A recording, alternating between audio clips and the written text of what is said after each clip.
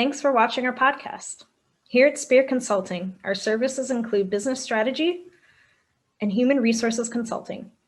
In HR, we offer executive search, executive coaching, and work psychology consulting. Please visit us at spiritmco.com, where we fulfill our clients' dreams virtuously. Enjoy your show. Welcome back to the Leading Virtuously podcast. Really just dreading this episode. I think this guest is just horrendous, super sad, and doesn't bring a lot of energy or heat. Just the opposite, of course. Pierre Monice, so excited to be able to have you on the podcast. And as you know, the first question out of the gate always is, who are you? Chris, thank you. Thank you for allowing me to join and hang out with you for a little bit. I'm excited. Pierre Monice. I love life, love my faith, love my family, my big brother. I'm a son. And, in terms of what I do day to day, I am the Senior Vice President, Chief Human Resources Officer for Trinity Health. And that's over the Midwest region, which consists of the states of Illinois, Ohio, Indiana, and parts of Iowa. And I'm excited to do the work that I do, helping, run the human resources functions and connecting people with engagement and retention strategies. Pierre, you are steamrolling growth in your career. What is your secret to success? Wow. Thank you. Honestly, I'm just humbled, every opportunity we're given, just by God's grace. So my journey started, I went to school for theology. I started pastoring full-time ministry, and I had an amazing time out in Tulsa, Oklahoma. And a series of events brought me back to Florida. Florida's home. The closest I could get to South Florida was Orlando, Florida. So I spent some time working there at a high school, and then was recruited into a fellowship program. It was called a residency at the time through Human Resources. So spent some time getting to know human resources, getting to know different areas of hospital administration. And then, landed my first management position right out of that experience, and just been learning and growing. I tell people a lot of it, is like on the job training, but you just ensure that regardless of what you're working on, what you're doing, to maximize, ask questions, and let the rest become history. So been very fortunate, and moved into from HR leadership to operational leadership at the same facility in Central Florida. And then most recently had the opportunity to increase my scope and going back, if you will, to human resources, but in a system office capacity, overseeing an entire region. Oh, you're too kind. Too kind. So that's awesome. That's incredible. So you said that you spent time as a pastor. That's unique. And can you tell, have you always been a lifelong believer? What was that journey like? Yeah, ever since I can remember. I guess specifically, my family converted when I was 4 years old. And, my whole life, I can remember, I grew up in church, literally, from being in the choir to being involved in youth activities. My first leadership responsibility was actually being my youth leader at a church I attended when I was just 16 years old. Grew up in the Seventh-day Adventist faith and church, and and although I do not work full-time in ministry, I tell people that I never left ministry. I bring my faith and I bring my passion around for people, and compassion, and doing what I do to my work every single day. And I think it goes hand in hand, especially in healthcare. I wouldn't say that I'm jealous because we know that that's not biblical and where to be. But man, it's so frustrating to spend such a long time just in darkness, 20 years for me, to be able to see people that have had a life of faith. It's just man, that's incredible. But at the end of the day, you said your family converted at 4, but it was on you to make that decision as you continue to mature, to keep saying yes, which not everyone does. Yeah, no, it's interesting you say that, Chris, and but you know how the faith journey goes. No one's perfect, and we all have a testimony, right? And I believe that God does not work by accident.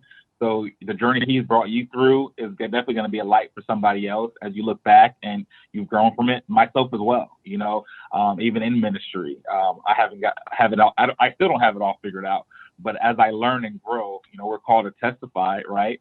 And to share that experience. And that's a beautiful thing about our faith journey.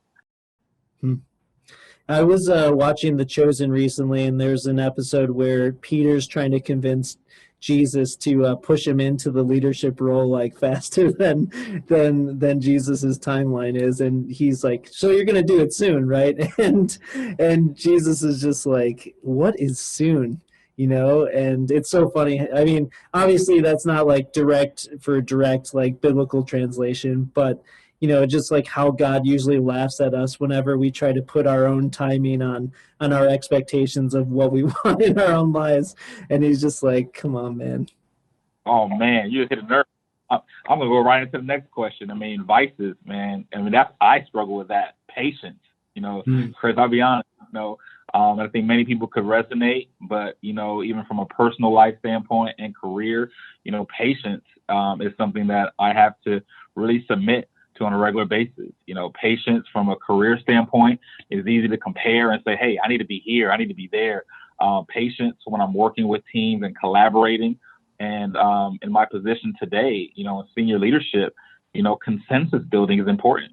You can easily steamroll through things and say, hey, this is how it's going to go.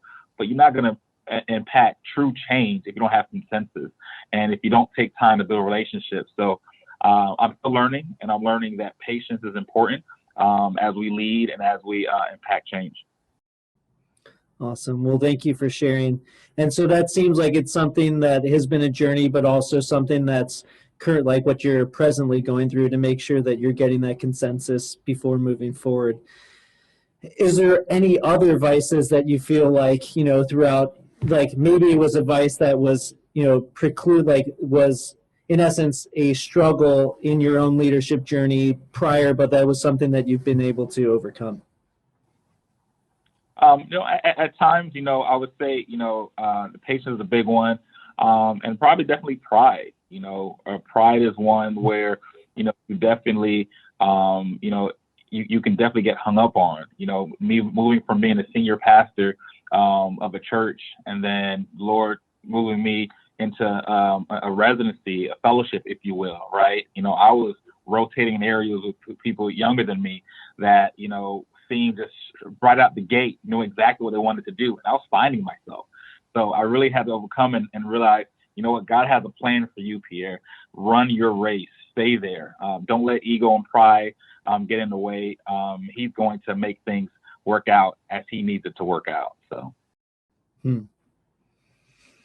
Yeah, one of my spiritual directors just shares with how he feels that pride obviously is one of the most dangerous vices because of just how even that was what made the devil fall as a fallen angel. So we have to be ridiculously careful with the vice of pride, most definitely. And so thank you. That takes a big dose of courage and maturity to be able to share that publicly, though, too. Yeah, Chris, and I wasn't planning on sharing this, but, I just felt impressed to share it. I was 21 years old, pastoring a church and still questioning God, why me? And, when I transitioned to Florida, the church was going well. Things were, had amazing leaders I got to work with. And, at that time I thought, the importance of a person, a leader, is based on his office, right? And then I move into a residency situation, and I have no office, and I'm sitting in a corner. Nobody knows who I am or what I'm doing. And the Lord really had to speak to me daily, say, Pierre, just be still. It's going to be okay. It's not about the office. It's not about the furniture. All right. But how are you going to add value every single day? So I literally sat next to the badge machine at the house. And that wasn't my job, but I learned how to make badges. And the interactions I had with people, the interactions I had with customers was amazing. And, oh, man, I could go on and on about some of those interactions. But definitely, Lord had to humble me before he propelled me into bigger responsibilities. Wait. Rewind. What machine did you have to sit next to? So in the HR office, typically the front desk is, or the front desk area is where people come in to get their badges or new badges. Oh, gotcha. And they didn't have an office for me, so I had to sit behind the secretary's desk. So I literally, whenever she wasn't there or she was, multitasking like most amazing HR assistants do, people ask me, hey, can you help me, fix my badge or make my badge? And after about 100 times a day, people ask me, I say, you know what, I might as well learn to make a badge. So let me find myself to be useful. And yeah, so there I am as a fellow learning to make badges and adding that. That's excellent. And, but I'm sure it's like the Zig Ziglar discipline comes to mind. It's like, if your current boss isn't going to promote you, you are always, working for that next promotion because people can encounter you as they're coming in. If you're just like, hey, this is my role. What do you need help with? I've got to make badges right now. And you just do it with just fire and intensity. They're like, man, I love that guy. Like if we need someone who's got a lot of passion, let's go with the badge guy. I hated it for like the first 2 weeks. And then Lord had to speak to me and say, Pierre, this is what I need you doing. And after that, I was the most excited and hyped badge, processor. It was awesome. When I had to rotate to another area, I was disappointed. I was like, man, I need to go to the badge machine. That's so funny. So Pierre, well, thank you for just kind of walking us through the journey and some of the foundational stones that the Lord was putting in place. Can you tell us now about the blog that you launched? Oh yeah. I just felt impressed, through the pandemic, just having a lot of time to, as some of the dust was settling, realize that as we transition to a virtual environment, networking and connecting with leaders and people, looks differently, and I decided to start a blog just to share some of my leadership learnings. I remember my first leadership assignment. It was one of the most exciting moments in my life, followed by sheer terror and fear. Right? No how-tos on how to effectively communicate or how to work with and recruit talent. So I had to figure that out. So I figured that we're all on different tracks in our leadership journey. So I decided to start a blog and share some of my experiences.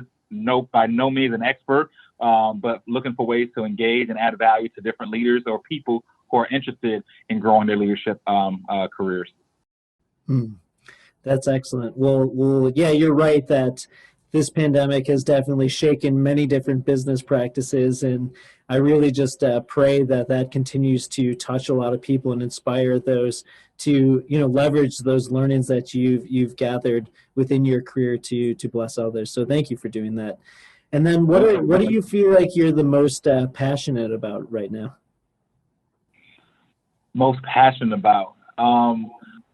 Honestly, I would have to say, when I think about, what we're all dealing with as an industry, mental health, we're dealing with, retention issues, it's compassion, and how important it is from the front line to the senior level leader is showing compassion on a regular basis. It's easy, I have to catch myself and remind myself, it's easy to start a meeting and go right and plow through an agenda. It's easy for me to, always ask for the deliverables, but taking a few moments to connect with people. How are you doing? How are things going? Let's take a moment. Let's decompress, and empowering my team that I work with to do the same thing, because, this pandemic has showed us that so many people are living in isolation.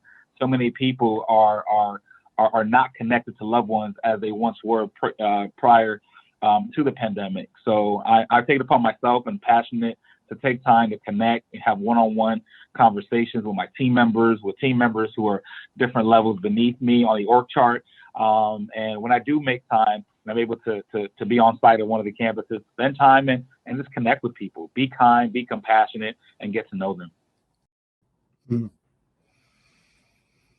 Do you have any stories of how that may have really, it hit home for someone in the midst of just facing the fear and anxiety with the pandemic? Yeah, honestly, one comes to mind. I started in this role probably 3 months before the pandemic hit and where things just shut down. And I was kind of sitting in two hats where I had a regional responsibility, well, as a system officer responsibility sitting at a campus. And it was just amazing. Just, every day, the HR office kind of tucked away in the back and walking to, the main area of the hospital, just, after, different days connecting with different team members. And I remember just one particular security officer, I got to know just from making the track back and forth, and decided just to connect, and we all know that, people who were front line during the pandemic, on site, it was a scary time, when people were saying, hey, you can't come on site unless, you get checked in and you're here. And he at one point felt compelled to share with me just how scared he was, how anxious he was. He wants to serve. He wants to be there for his team and for patients and customers, but he's scared. He has autoimmune deficiencies, but he felt like, what, I need to be here. And as a person, as a friend, as an HR leader, able to spend some time and encourage him, to thank him for the work he's doing, but also at any time reach out if he needed some more support. And he reached back out, a couple months later saying, hey, he needed that. He was at a brink of literally quitting because he didn't feel like he was at the right place. But everyone has a story. And I look back at if I didn't take the time, just to get to know him, and I could just walk by him every single day and just gave the political wave without spending time to connect, he wouldn't have that moment of connectivity and feeling part of something bigger.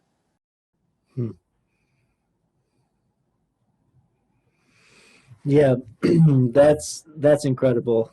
And that is a beautiful story for the, just as a leader, but then also specifically like within human resources. I think some of the times that we get bad raps of like just trying to put up systems so that we don't have to interact with people, like the most that we can just cut ourselves off and not be a human resource. Like, it's so interesting that the title is human resources, but we oftentimes put these very analytical people in charge of these systems so that we put systems in place, and the people component just starts to get more and more watered down. But to have that, like, just the mindfulness of like, hey, here's someone that's in my current walk that's right there in front of me, and being able to say like, how are you doing? Have that relationship to be able to go there, and how that positively impacted, and that's powerful.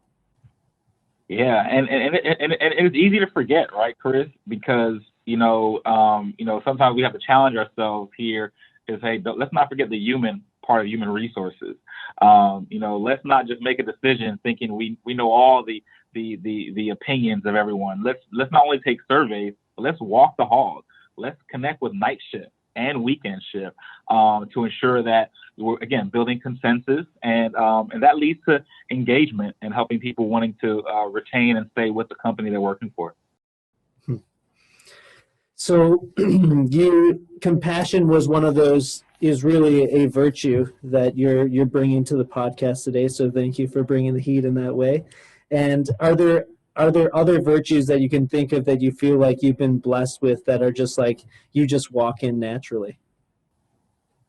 I struggle with it, but I've been told that I'm pretty creative and I think outside the box. So I take that, but I try to encourage and empower others. It's easy, to work for a team or work for a group and do things the same way on a regular basis. But I enjoy, not just thinking outside the box, but recreating the box, and helping my team do the same thing.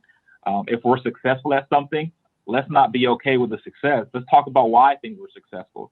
And if we're not successful, let's challenge, the current way of doing things, and not just to say that we're doing something different, but because we know it's impacting people. And in healthcare, lives are literally at stake. So I'm excited, when I get to, think creatively and share with others, and empower them to be creative problem solvers, and not settle for less as they approach their work every single day.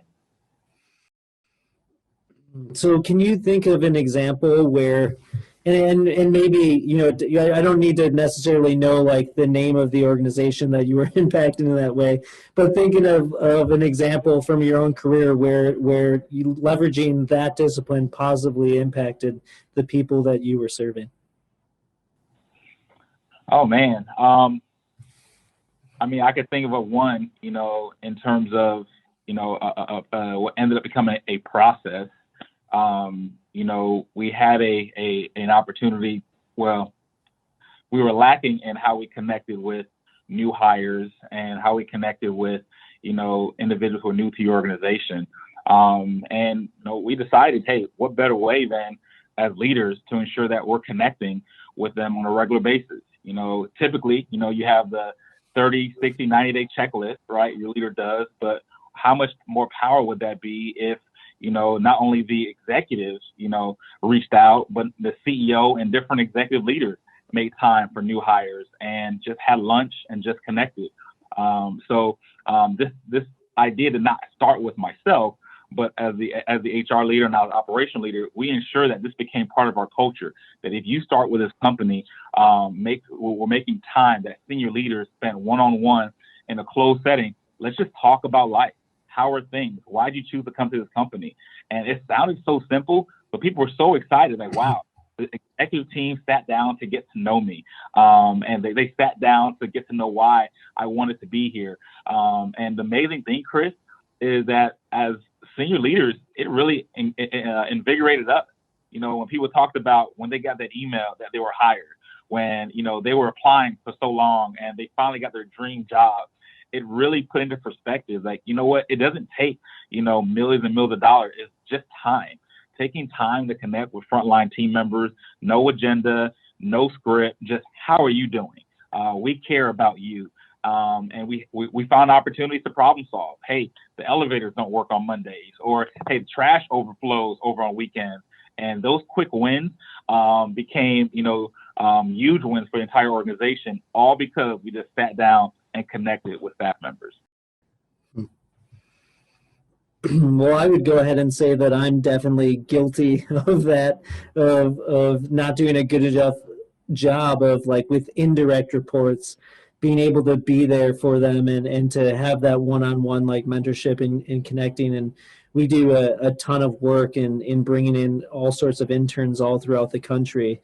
And these are, some of coming from the best business schools that are just, trying to get that consulting experience. And I feel like that, thank you so much for that, because like the other day we were on a strategic planning call between me and my business partner, and the business partner was showing up late, and so there's this new intern that's in the meeting, and in essence, like, he's just sitting there and like we just hadn't had that interaction yet thus far, and so it was just super awkward.